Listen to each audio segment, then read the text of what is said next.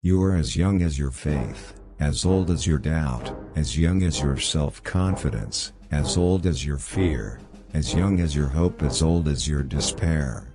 The soldier above all others prays for peace, for it is the soldier who must suffer and bear the deepest wounds and scars of war.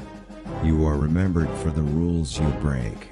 Whoever said the pen is mightier than the sword obviously never encountered automatic weapons. The enemy is in front of us. The enemy is behind us. The enemy is to the right and to the left of us. They can't get away this time. A true leader has the confidence to stand alone, the courage to make tough decisions, and the compassion to listen to the needs of others.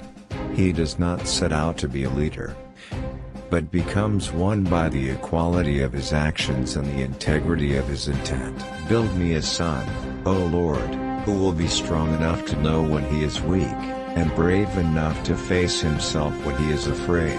One who will be proud and unbending in honest defeat, and humble and gentle in victory. Once war is forced upon us, there is no alternative than to apply every available means to bring it to a swift end. War's very object is victory, not prolonged indecision. Years may wrinkle the skin, but to give up interest wrinkles the soul. You are as young as your faith, as old as your doubt, as young as your self-confidence, as old as your fear, as young as your hope, as old as your despair. In the central place of every heart there is a recording chamber. So long as it receives messages of beauty, hope, cheer and courage, so long are you young. When your heart is covered with the snows of pessimism and the ice of cynicism, then, and then only, are you grown old. And then, indeed, as the ballad says, you just fade away. Last, but by no means least, courage of one's convictions, the courage to see things through. The world is in a constant conspiracy against the brave.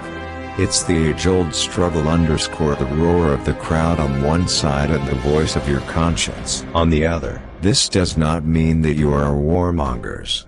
On the contrary, the soldier above all other people prays for peace, for he must suffer and bear the deepest wounds and scars of war. But always in our ears ring the ominous words of Plato, that wisest of all philosophers: only the dead have seen the end of war. Few names have left a firmer imprint upon the pages of the history of American times than has that of Ty Cobb. He seems to have understood that in the competition of baseball, just as in war, defensive strategy never has produced ultimate victory.